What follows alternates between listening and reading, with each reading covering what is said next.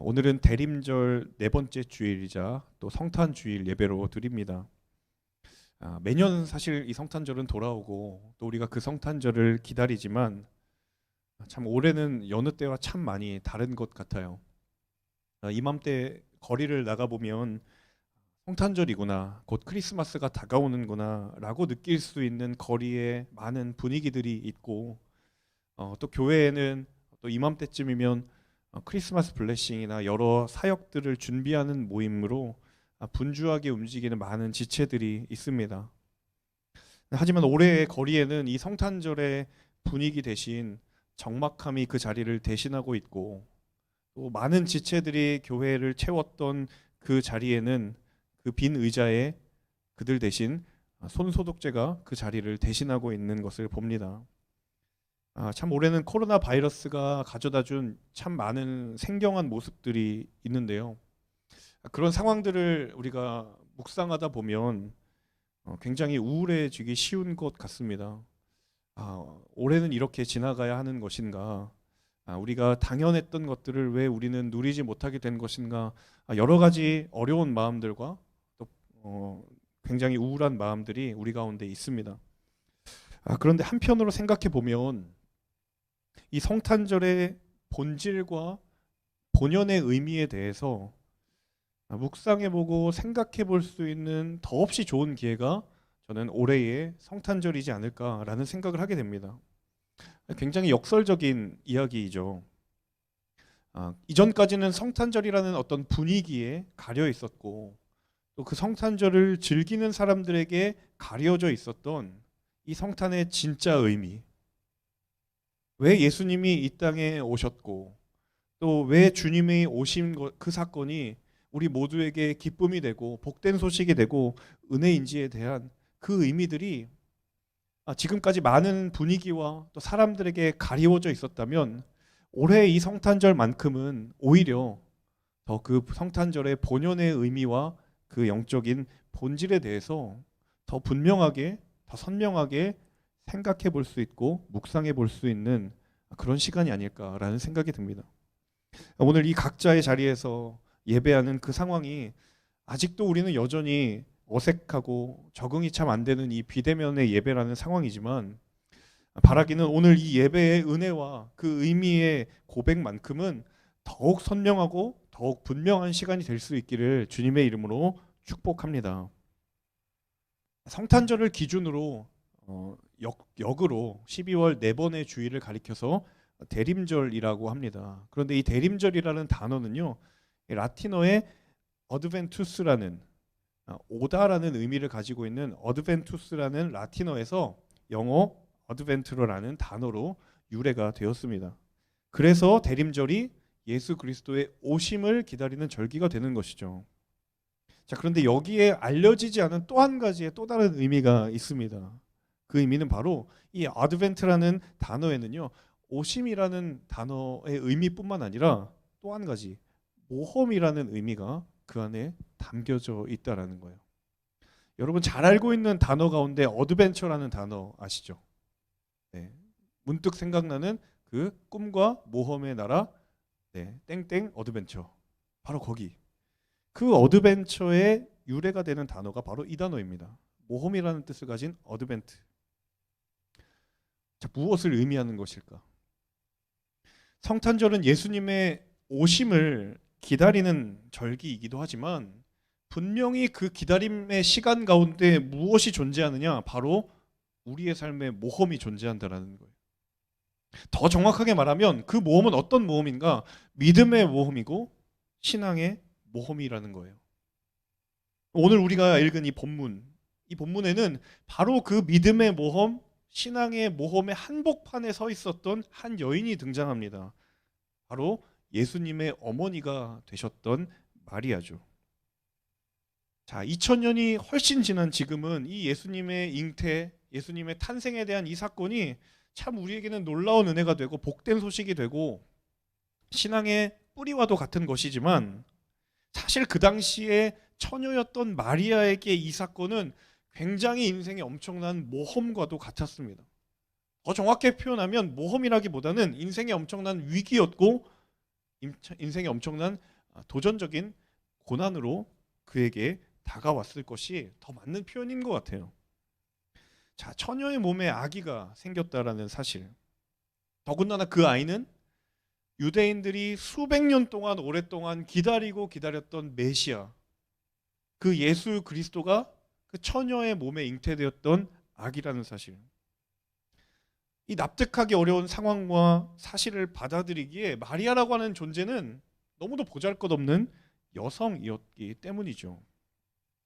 자, 그 마리아가 오늘 이 고백에 앞서서 한 사건과 직면하게 됩니다. 우리 먼저 누가복음 1장 39절에서 41절 함께 같이 읽어보도록 하겠습니다. 누가복음 1장 39에서 41절입니다. 같이 읽겠습니다. 그 무렵 마리아가 일어나 유대 산골에 있는 한 마을로 서둘러 갔습니다. 그리고 그녀는 사가랴의 집에 들어가 엘리사벳에게 인사를 드렸습니다. 엘리사벳이 마리아의 인사를 받을 때 뱃속에 아기가 뛰어놀았고, 천사가 알려준 내용을 따라서 마리아가 엘리사벳이라고 하는 한 여인이 사는 곳을 찾아갑니다. 그런데 이 엘리사벳과 마리아는 친척지간이에요. 성경에 엘리사벳의 집이 어딘지 정확하게 알 수는 없지만 이 39절에 언급되어 있는 유대 산골에 있는 한 마을, 거기에 이제 엘리사벳의 집이 언급이 되어 있는데, 이 당시의 상황을 비추어 보았을 때 학자들이 이곳이 어디인가 라는 많은 연구들을 했는데, 그 결과 이곳은 나사렛에서 적어도 한 3일에서 5일 정도는 걸릴 수 있는 그 거리에 떨어진 그런 마을이다라는 추측을 한다라고 해요. 나사렛에서 꼬박 3일에서 5일을 가야 하는 그 떨어진 거리에 있는 그 마을에 지금 마리아가 엘리사벳을 찾아간 거예요. 상식적으로 생각해도 굉장히 무리한 여정인데, 더군다나 지금 마리아는 어떤 상태냐면 아이를 임신한 상태입니다. 그 긴 여정을, 그리고 임신한 여인이 홀로 간다라는 건 엄청난 위험을 감수할 수밖에 없는 일이다라는 것을 우리가 누구나 쉽게 짐작을 할 수 있습니다. 그런데 한편으로는 또 이런 생각도 드는 거예요. 여인으로서 또 처녀로서 감당하기 힘든 이 소식을 전해 들은, 그리고 그 현실과 마주하게 된 상황 속에서 그런 위험을 감수하고서라도 어디론가 피하고 싶었던 마음이 있었던 것은 아닐까. 그만큼 그에게 가지고 있었던 염려와 불안과 두려움 때문에 그런 무리한 길을 걸어서라도 엘리사벳을 찾아간 것은 아닐까. 그런 인간적인 걱정과 염려와 두려움을 가지고 마리아가 엘리사벳을 찾아갔습니다. 근데 놀랍게도 엘리사벳 또한 아이를 가졌다라는 소식을 마리아가 알게 된 거예요. 왜 이것이 놀라운 소식인가? 이 엘리사벳은 아이를 갖는 것이 불가능한 나이였기 때문이죠. 그런데 그가 아이를 가졌다라는 것은 마리아에게는 받아들일 수 없는, 굉장히 이해하기 힘든, 납득하기 어려운 소식이었던 거예요. 자, 마리아가 엘리사벳을 만남으로 해서 엘리사벳이 아이를 가졌다라는 그 얘기를 듣고, 또 그 둘과의 대화를 통해서, 만남을 통해서 이 마리아가 깨닫게 된 사실 하나는 무엇이냐면, 그 엘리사벳이 아이를 가졌던 그 일이 하나님이 하신 일이구나. 그리고 그 일은 바로 내가 지금 나에게 일어난 그 일을 하나님이 하신 일이구나라는 것을 믿음으로 확신하게 되었던 거예요. 자, 그것을 깨닫게 된 마리아가 고백하는 그 놀라운 찬양의 고백이 바로 오늘 본문이다라는 겁니다. 우리 같이 46절부터 48절의 말씀을 함께 읽어보도록 하겠습니다. 함께 읽습니다. 그러자 마리아가 말했습니다. 내 영혼이 주를 찬양하며 내 영이 내 구주 하나님을 기뻐함은 그분이 자신의 여종의 비천함을 돌아보셨기 때문입니다. 이 마리아의 고백에서 우리가 굉장히 중요한 한 가지 사실을 발견하게 돼요. 그것은 무엇이냐면, 내가 가장 원하던 일이 가장 원하지 않는 방법으로 찾아왔을 때를 대처하는 방법이죠. 내가 가장 원했던 일이 가장 원하지 않는 방법으로 찾아왔을 때 그것을 우리가 어떻게 대할 것인가. 자, 당시의 유대인들이 오랫동안 기다리고 원했던 일이 무엇이냐면 바로 네, 메시아가 오시는 거예요. 북이스라엘과 남유다가 차례로 다 멸망하고 그 이후에 이 유대인들은 피폐한 세월을 지날 수밖에 없었어요. 수백 년 동안 제국의 괴롭힘과 압제 속에서 버틸 수밖에 없었고 고난을 받을 수밖에 없었어요. 그런데 그들이 그 시간을 지나면서 붙들었던 한 가지 소망은 무엇이었냐면 메시아가 올 것이다. 그 구약의 수많은 선지자들이 말씀을 통하여 예언했던 바로 그분 메시아가 올 것이다. 그 소망 때문에 버틸 수 있었고 그 소망 때문에 그 시기를 지나갈 수 있었던 거예요. 언제인지 아무도 그 때를 알 수 없지만 자신들이 처해 있는 이 암울한 현실을 극복할 수 있는 유일한 길이라곤 그 메시아가 오는 것. 그것이 그들 모두가 원했던 일이고 가장 바랬던 사건, 가장 기다렸던 사건이었던 거죠. 마리아는 어땠을까? 마리아도 마찬가지였을 겁니다. 더 정확하게 말하면 다른 어떤 유대인들보다 마리아가 더 그 일을 소망하고 기다렸을 거라는 거예요. 왜냐? 그는 여성이었기 때문입니다. 당시의 이 여성이라는 존재는 고아와 이방인과 함께 가장 소외받고 가장 차별받는 대표적인 소외 계층 중에 한 부류가 바로 여성이었기 때문이에요. 너무도 기다렸어요. 자신의 이 현실과 이 상황이 빨리 그 메시아가 옴으로 인하여서 변화되기를 기다렸어요. 그런데 문제는 무엇인가? 그 일이 가장 원하지 않는 방법으로 찾아왔다라는 거예요. 가장 원했고 누구보다 기다렸던 그 메시아가 오시는 사건이 처녀가 아이를 갖는 누구도 원하지 않는 방법을 통해서 일어날 것이라는 사실을 그가 깨닫게 된 거예요. 너무나 기다렸던 소식이 하필 처녀의 몸이라고 하는 그 원하지 않는 누구도 원하지 않는 방법을 통해서 일어날 것이다. 마리아가 이야기하죠. 48절에서 자신의 처지를 가르쳐서 이 여종의 비천함을 돌아보셨다. 여종의 비천함이다 라고 말했던 것도 이해가 되는 거예요. 이 아이를 가져서는 안 될 사람에게 일어난 사건이에요. 아무리 내가 원했고 누구나 다 원했던 사건이지만 그 사건이 이렇게 이루어지면 안 된다는 것. 그 일이 처녀의 잉태라는 가장 원하지 않는 방법, 있어서는 안 될 상황으로 이루어졌다면 여러분이 마리아라면 여러분 받아들이실 수 있겠습니까? 자, 그런데 마리아의 고백에서 우리가 잊지 말아야 될 한 가지 사실이 있어요. 그 상황 가운데 마리아가 깨닫게 된 한 가지 사실이 있었다라는 것입니다. 그 사실은 바로 그 가장 원하지 않는 방법을 사용하시는 분이 하나님이셨다라는 거예요. 가장 원하지 않는 방법을 사용하신 분이 누구였냐면 하나님이었다라는 거예요. 사람들은요, 가장 원하는 일이 가장 원하지 않는 방법으로 찾아왔을 때, 가장 바랬고 가장 소원했던 그 일이 내가 가장 원하지 않는 방법으로 이루어진다라고 할 때, 더군다나 그 일을 내가 감당해야 되고 해야 하는 일이라면 우리의 마음 가운데는 거부감이 있고 또 염려가 있고 불안이 있을 수 있다라는 거예요. 그런데 그 일을, 그 방법을 하나님이 사용하시겠다라고 한다면 그것은 마리아에게 은혜의 사건이었다라는 사실입니다. 마리아가 이 사실을 깨닫게 된 거예요.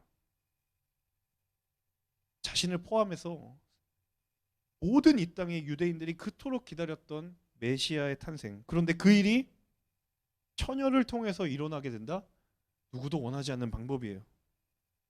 마리아에게 그것은 염려였고 두려움이었고 불안이었을 것입니다. 그런데 그 방법을 하나님께서 사용하신다면, 그 원하지 않는 방법을 하나님께서 사용하신다면 이제 그 일은 불안과 염려가 아니라 소망과 기적의 이유가 되는 줄로 믿습니다.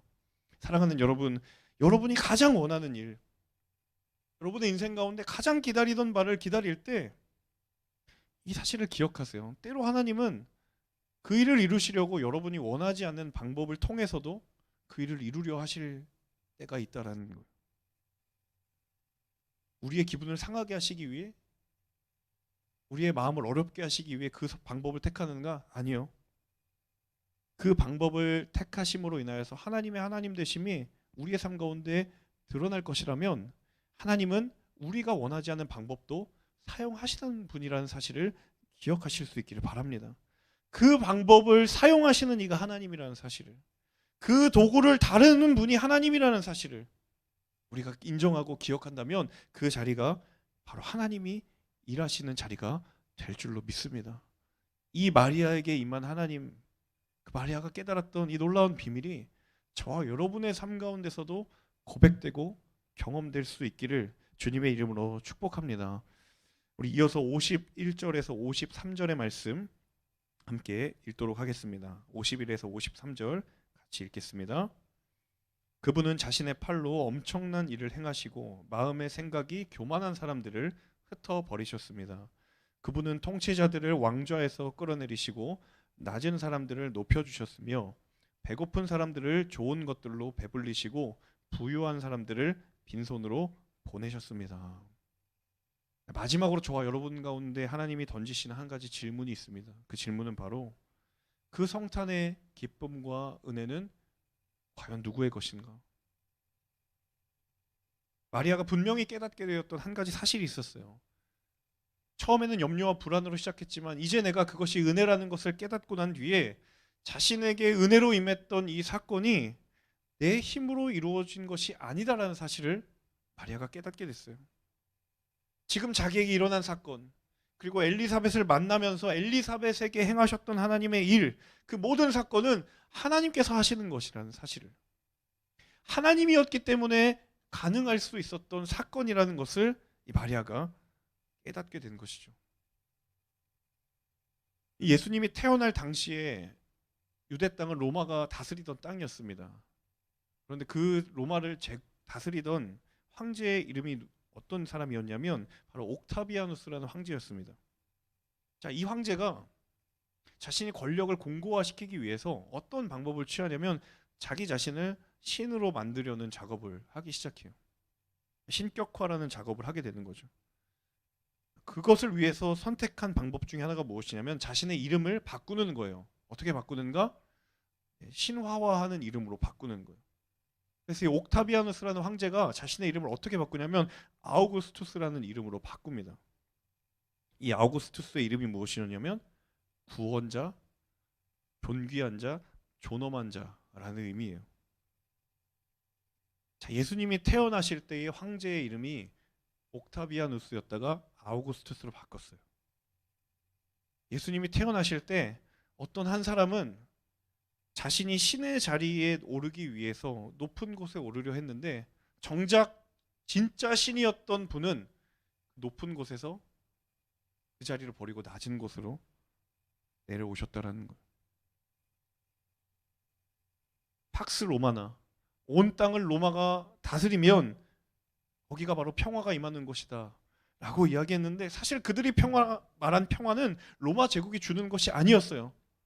주께서 이 땅 가운데 오셔서 제자들에게 하신 말씀, 평안을 너에게 끼치노니 그것은 세상이 주는 것과 같지 아니하리라.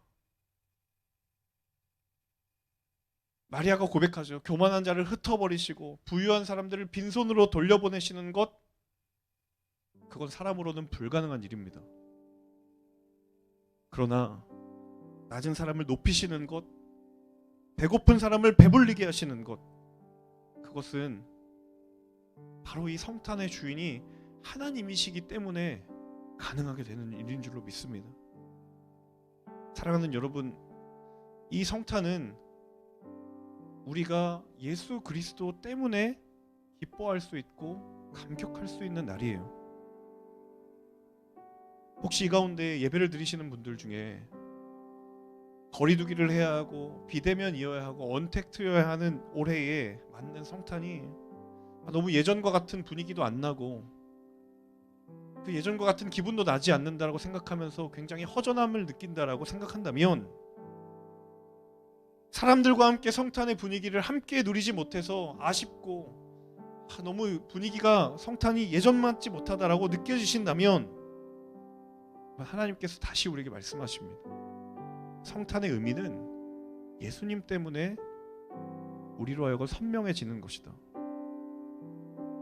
성탄의 진정한 의미는 코로나가 있든 코로나가 없든 그 상황에 따라 변하는 것이 아니라 예수님 때문에 변함이 없고 오늘 이 코로나가 창궐하는 이 상황 가운데서도 성탄의 의미는 변함이 없다라는 사실입니다. 왜냐? 성탄의 주인은 우리가 아니라 예수님 그분이시기 때문입니다. 이번 한 주간 성탄의 기간을 지나며 또 우리가 성탄을 기뻐하고 감격할 때 여러분 그 질문을 꼭 해봤으면 좋겠어요.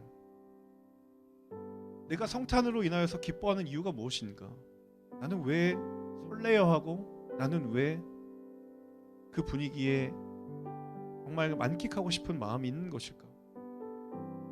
여러분 그 이유가 이 땅에 아기로 태어나신 예수 그리스도가 아니었다면 어쩌면 그 성탄은 하나님과 무관한 성탄일 수 있다는 사실을 기억하십시오. 주님은 그 성탄의 의미를 분명히 하시기 위해서 누구나 기다리는 그 상황 가운데 아무도 원하지 않고 아무도 기대하지 않았던 방법으로 그 은혜를 가지고 이 땅 가운데 내려오셨다는 사실을 기억하십시오. 그것이 우리의 소망인 줄로 믿습니다. 우리 함께 찬양하며 기도할 텐데요. 하나님, 우리에게 소망이 되신 이유가 무엇입니까? 우리가 왜 성탄으로 인하여서 기뻐하고 즐거워합니까? 주님, 그분이 우리 가운데 오셨기 때문이 아닙니까? 예수께서 이 땅 가운데 소망을 주시기 위하여 우리 가운데 오셨기 때문이 아닙니까? 하나님, 그 이유가 아니라 다른 이유들로 우리가 성탄을 기뻐하고 즐기려고 했다면 하나님, 어쩌면 이 코로나의 상황은 우리에게 축복입니다.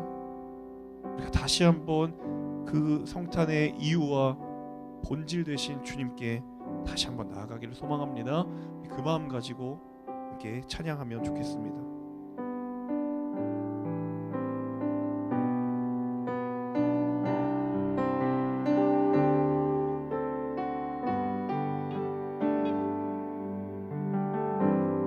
예수 우리들의 밝은 빛, 예수 우리들의 밝은 빛,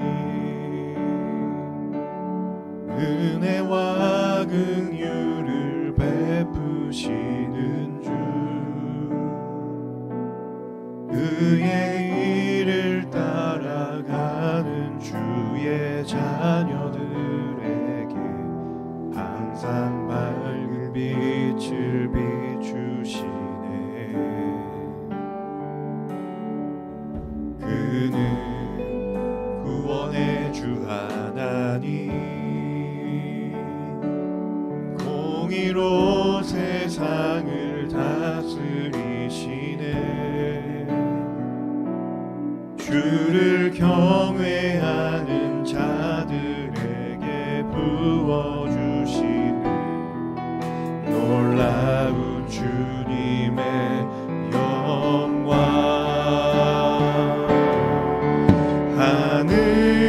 하늘에서 찬란하게 빛나는 주의 영광, 이 땅에 오셨네. 어둠을 밝히고 새 생명 주시네. 영원히 빛나는 나의 예수님, 높이 영광과 찬양 받으실 그 이름 경배합니다.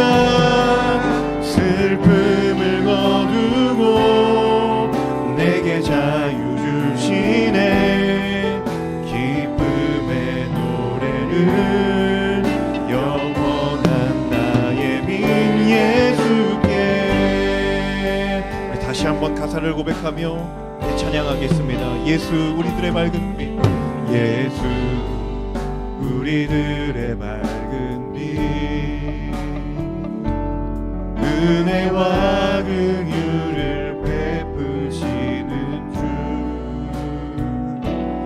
그의 길을 따라가는 주의 자녀들에게 항상 밝은 빛을 비추시네. 그는 구원의 주 하나님, 그는 구원의 주 하나님. 공의로 세상을 다스리시네,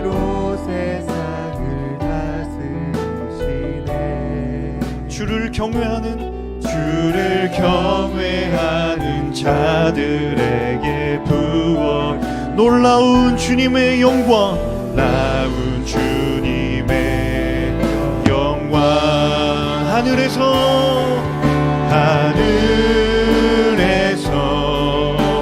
찬란하게 빛나는 주의 이 땅에 오셨습니다. 땅에 오셨네. 어둠을 밝히고 새 생명 주시네. 영원히 빛나는 나의 예수님 높이 영광과 찬양 받으실 그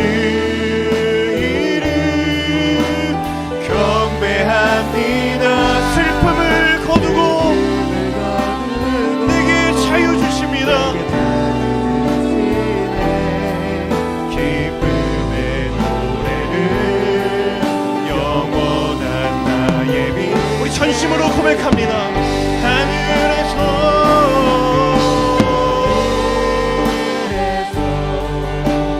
찬란하게 빛나는 주의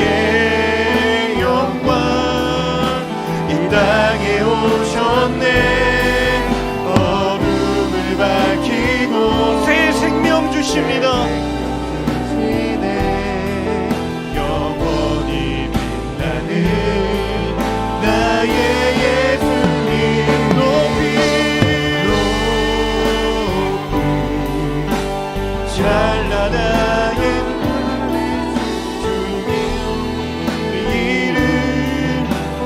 경배하니 슬픔을 거두고 내게 자유 주시네. 기쁨의 노래를 영원한 우리 전심으로 다시 한번 선포합니다. 하늘에서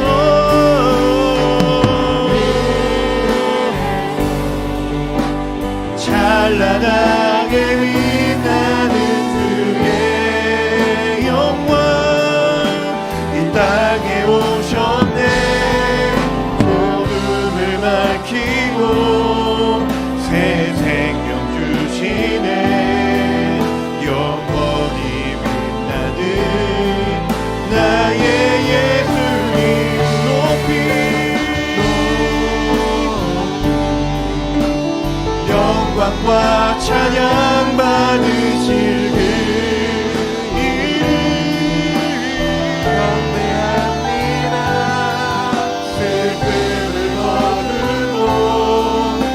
그 자유 주시네. 기쁨의 노래를 영원한 나의 빛 예수께. 우리 시간 함께 기도하며 나아갈 때 하나님, 주께서 이 땅 가운데 오신 그 이유와 그 본질이 회복되는 우리의 삶이 될 수 있도록 인도하여 주시옵소서. 분위기에 가려진 예수 그리스도, 사람들에게 가려진 예수 그리스도가 아니라 오늘 이 자리에 우리에게 생명 주시고 우리의 절망을 거두어 주시고 우리의 두려움을 거두어 주실 그 예수 그리스도로 인하여 기뻐하는 성탄의 기쁨이 되게 하여 주시고 그 성탄의 은혜가 우리 가운데 회복되게 하여 주시옵소서. 함께 주신 말씀 붙들고 간절한 마음으로 기도하며 나아가겠습니다.